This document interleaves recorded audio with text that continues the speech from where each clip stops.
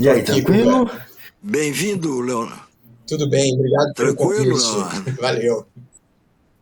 Tudo bem, graças a Ô, Deus. Leonardo, Então, e aí? antes de te fazer uma pergunta Oi? objetiva, eu só queria acrescentar que o Felipe Neto, não é isso, Guga? O Felipe Neto, você falou dele? Ainda não, né? Ainda não. O Felipe Não, não Neto falei. se lançou ontem candidato a presidente.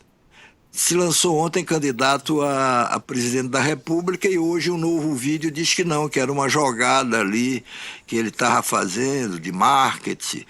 Para que mesmo, Guga? Explica melhor isso. Pô, tem Caiado Guga? candidato, tem Ratinho.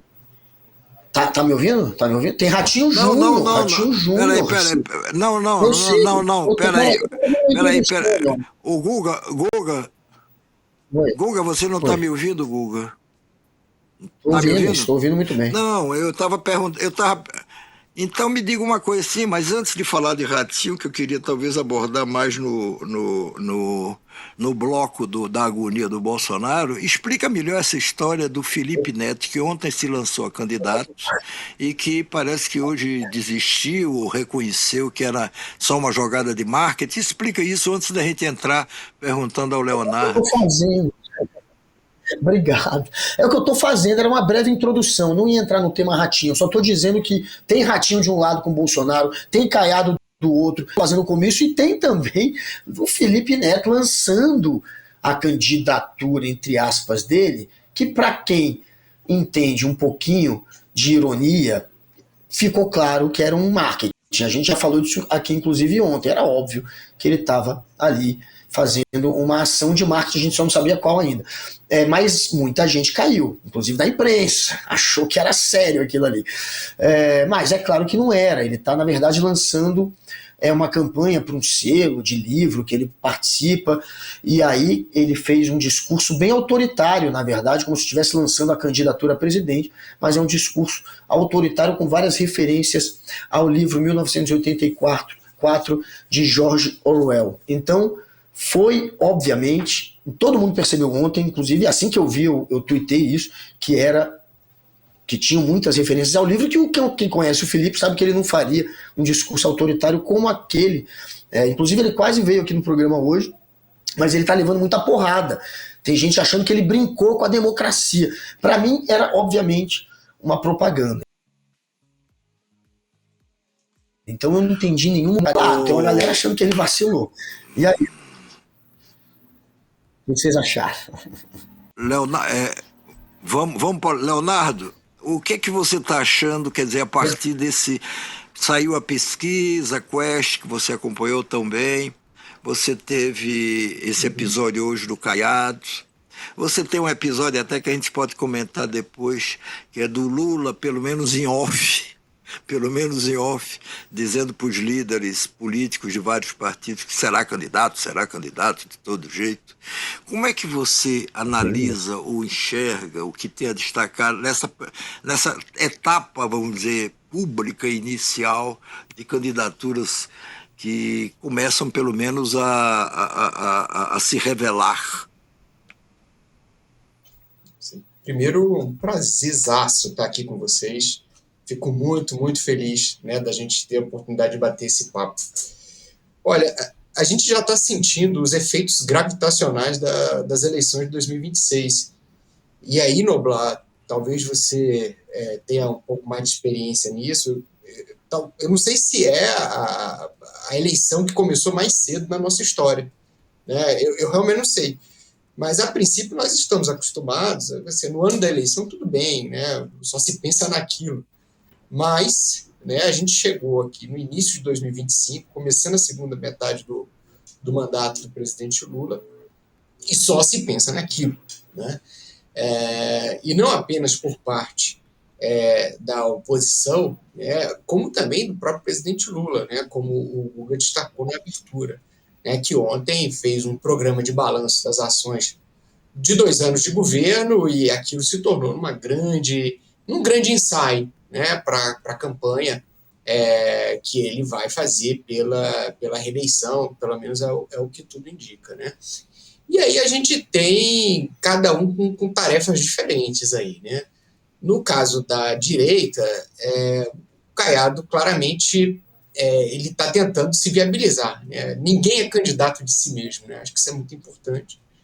E aí ele precisa convencer primeiro os seus, né? Precisa ter viabilidade política. A gente já teve outros episódios de candidatos que saíram sem viabilidade política. Eu vou lembrar de dois aqui, né? Do Henrique Meirelles, né? Que foi candidato do MDB lá na sucessão do Temer, e a própria Simone Tebet, né? Que ali conseguiu seus 5%, depois cavou seu lugarzinho no governo Lula, mas também era candidata dela mesma, né? Embora o PMDB tenha chancelado, uma grande parte da legenda não foi com ela. Então ele precisa se viabilizar. Agora, o grande ponto que eu vejo hoje é como que a direita vai conseguir sair da sombra do Bolsonaro. Né? Ele usa esse termo aí e ele está pontuando corretamente, né? Porque eu imagino que a bênção do Bolsonaro coloca qualquer um hoje em condição de disputa, né? E aí a gente tem estratégias diferentes, né? Por exemplo, o Tarcísio, que sabe que só se viabiliza com essa bênção, né? Ele fica na dele, assim, se a coisa cair aqui, se o cavalo encilhado passar e me colocar em cima dele, eu vou. Agora, quem não tem essa perspectiva, como é o caso do Caiado, talvez seja o caso do Zema também, né? Aí vai começar a fazer o dever de casa. Agora, a dificuldade do Caiado é que ele vem de um colégio eleitoral pequeno, né? E Goiás não tem uma representação tão significativa como, por exemplo, São Paulo. E, além disso, mas ele tem um ponto forte que é a questão da segurança pública, né, que hoje está em primeiro lugar.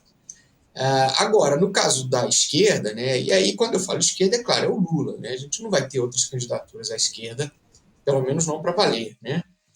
Aí o caso dele é resolver esse mistério aí, que é uma crise de popularidade, né, que pela velocidade, né, que aconteceu, né, de outubro para cá, mas principalmente de janeiro para cá, né, se acentuou de uma maneira muito forte, muito significativa, entender os motivos disso e entender se há como, né, reverter esse processo. Né. Eu acho que hoje a turma está batendo cabeça, né, está tentando o que está à mão, né, expor mais o Lula, transformá-lo num meme, muitas vezes, reempacotar os dados do governo, né? Enfim, a turma está muito apressada e, claro, né, aí tem como principais medidas também, né, a desoneração do IR, outras agendas dentro do Congresso, a própria PEC da segurança pública. Mas, enfim, eu tô vendo aqui todos os atores políticos movidos, ou melhor, atraídos por essa força gravitacional de 2026, que me parece, quero te perguntar também, Noblar, que chegou cedo demais. Né? E aí estamos todos mexidos, né, por essa força. Eu não diria, chegou cedo demais, eu concordo. Agora, é porque eu acho também, posso estar enganado, Léo, que o mundo mudou e mudou muito rapidamente, né? Com o advento da internet, as redes sociais e tudo. Então é difícil hoje a um governante que queira tentar disputar a sua reeleição, ele não está já em cima de um palanque, quer dizer, no fim ele não desce de um palanque, né? Ele emenda uma eleição com a outra. E os outros candidatos, quer dizer, os aspirantes a candidatos também, de alguma maneira, eles fazem isso. Você não vê o Trump? O Trump é um candidato permanente, é um candidato à reeleição, embora essa reeleição minha neta, olha a Eva, essa é a Eva, minha neta, a mais apegada com o Guga, dá adeus pro avô, dá o adeus pro avô, vai, coisa linda. Mas voltando aqui,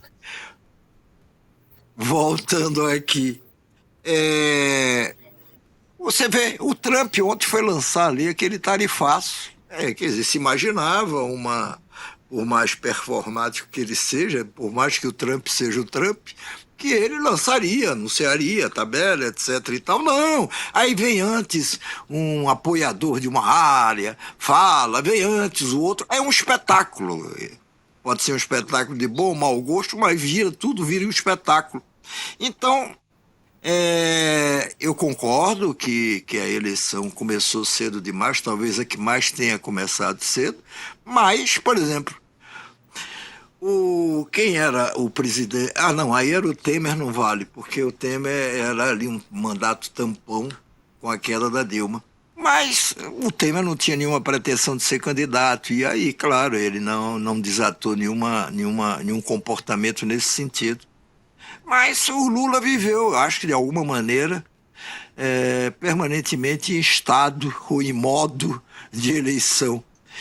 E vai continuar. Se isso é bom, se é ruim para ele, aí eu não sei te dizer. Mas o Guga tem perguntas também para te fazer. Então, Leonardo, o Caiado, a gente está ainda no Caiado, daqui a pouco a gente sai do Caiado, mas o Caiado tá nessa de lançar candidatura sem precisar do aval do Bolsonaro, inclusive se colocando já ali em choque um pouco com o Bolsonaro, dizendo que não tá nem aí se vai ter ou não a bênção do Jair Bolsonaro. A direita vai entrar, ao que tudo indica, dividida com alguns candidatos. Tem aquela avaliação mais comum de que isso é bom para a esquerda, já que está rachando a direita. Mas a direita não vai se unir de novo num segundo turno? Essa direita rachada não é um pouco ficção, já que no segundo turno, no fim das contas, todos esses votos mais à direita se concentrarão na que será a oposição ao Lula. Não está vindo talvez aí uma situação bem complicada para ele, ao contrário, esse racha pode ser ruim para o Lula no fim das contas? Olha, na literatura política, Lula, o pessoal aqui estipula que para você ter uma chance efetiva de reeleição, você tem que ter 40% de ótimo e bom. Tá? Na pesquisa do Datafolha, o Lula está com 24%, na pesquisa da Quest ele está com 27% e pouco. Né? Ou seja, hoje ele está numa condição de vulnerabilidade. Né? E isso estimula candidaturas do outro lado.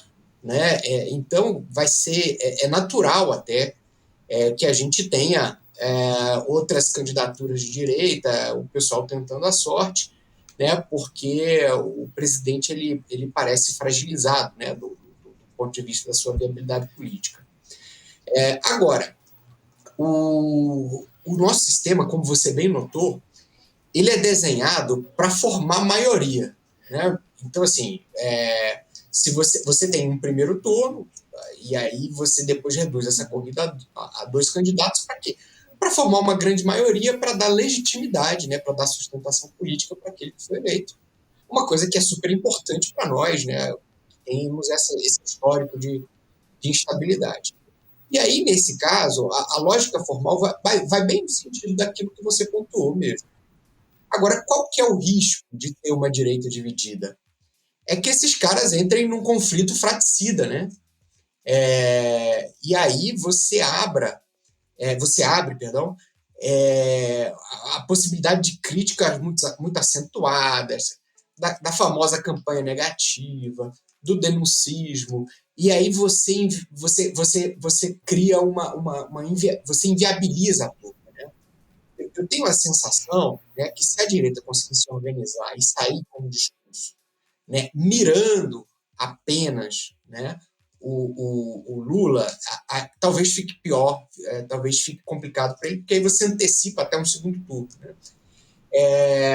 E aí eu acho, Guga, e aí eu estou falando em tese, tá? Pode acontecer, pode não acontecer. Mas eu acho que uma referência também, assim, e acho que aí você está certo, se a gente pega a eleição de São Paulo, né, para o município de São Paulo que a gente teve agora, teve uma hora que o Pablo Marçal, lá com o Datena, né, os caras saíram completamente do prumo, mas no final das contas ali, mesmo sem apoios formais, a direita conseguiu se unir para derrotar o Boulos, né? E aí, enfim, quem vai definir isso, no fundo, é o eleitor. Mas, assim, se você tiver uma direita muito fragmentada e fratricida, Aí eu acho que o problema é que você vai abrir muitas pontas de conflito, né? Esse é a principal dificuldade, digamos assim, para a direita num cenário fragmentado. Agora, você acha, Leonardo, que o Bolsonaro vai definir a tempo e a hora se vai apoiar um candidato ou outro qualquer à presidência da República, ou ele vai ficar empurrando isso de barriga e tentando copiar aquele modelo do Lula que empurrou de barriga em 2018 até setembro, quando aí ele anunciou o apoio ao Fernando Haddad para presidente? Ou o Bolsonaro está blefando? Ou ele será capaz de fazer isso mesmo? Olha, é uma bela pergunta, né? O Eduardo Bolsonaro, naquela entrevista que ele deu lá da viagem dele, né, do alto exílio, né, nos Estados Unidos, ele disse assim, olha, o Bolsonaro precisa manter o seu capital político, né?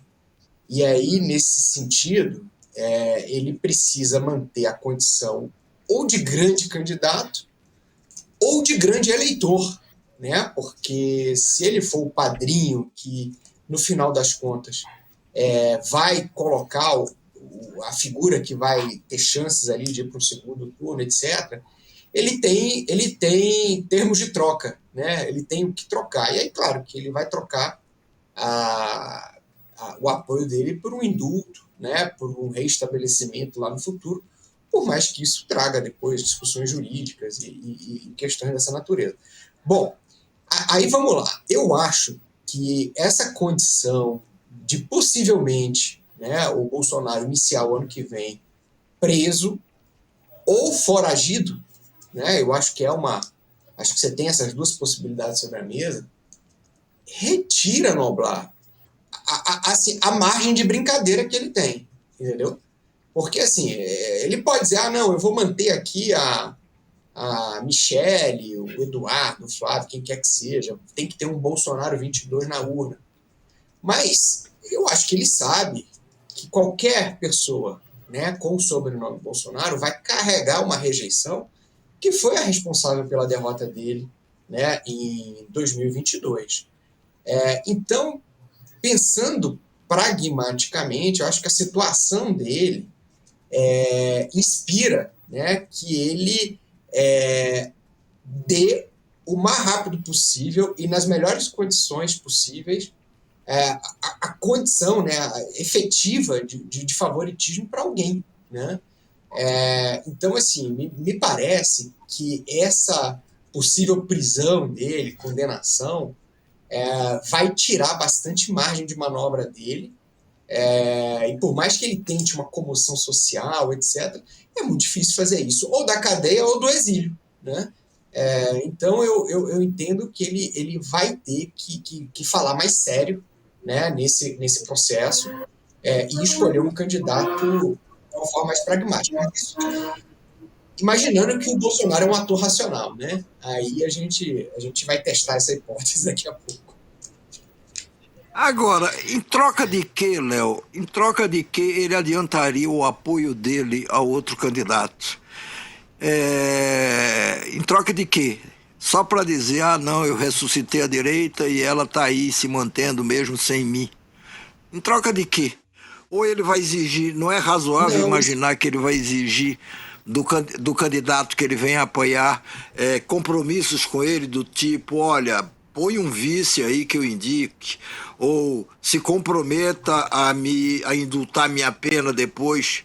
E não vai dar para o candidato de quem ele de quem ele cobre esses compromissos. Esconder esses compromissos, porque o candidato vai ser assediado pela imprensa.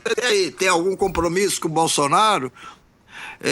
Entendeu? Quer dizer, em troca de que ele simplesmente se conformará em sair de cena e dizer eu apoio Tarcísio, ou eu apoio Zema, sei lá, ou eu apoio qualquer um.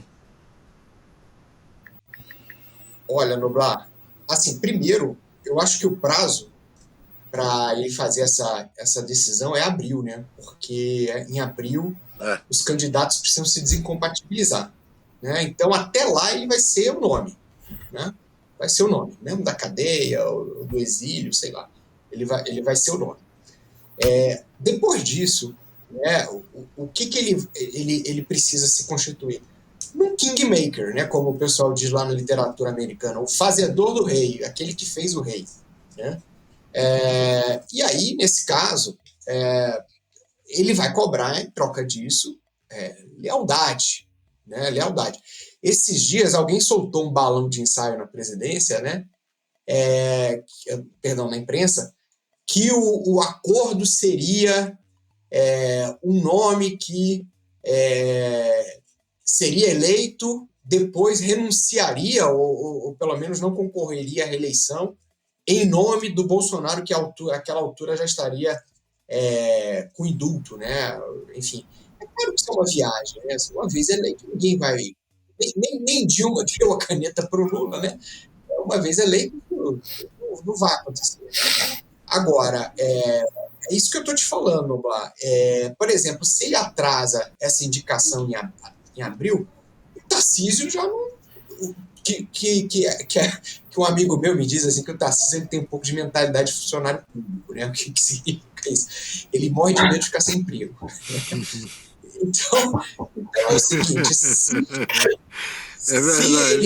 ele atrasar para abril essa indicação, por exemplo, o Tarcísio já não sai, né? E aí você vai ter que escolher alguém de um colégio eleitoral menor, né? Sei lá, o Ratinho Júnior do Paraná, ou o próprio Caiado, que está dizendo aí aos quatro ventos que é independente, ou alguém que ainda que não tem estrutura, que é o caso do Zema, por exemplo, né? que é de um estado grande, mas não pertence a um grupo, não tem um partido, né? Como é que vai sustentar uma campanha presidencial? A fortuna pessoal do Zema não faz isso, né? Então, assim, eu entendo que ele tem essa decisão para tomar até abril, né? E assim, pensando pragmaticamente, né? Assim, um cara que vem de um colégio eleitoral grande, tem conexões com o mundo evangélico, tem conexões de fidelidade com o Bolsonaro, está sendo abraçado político. Eu não estou vendo muita alternativa para o Bolsonaro, não.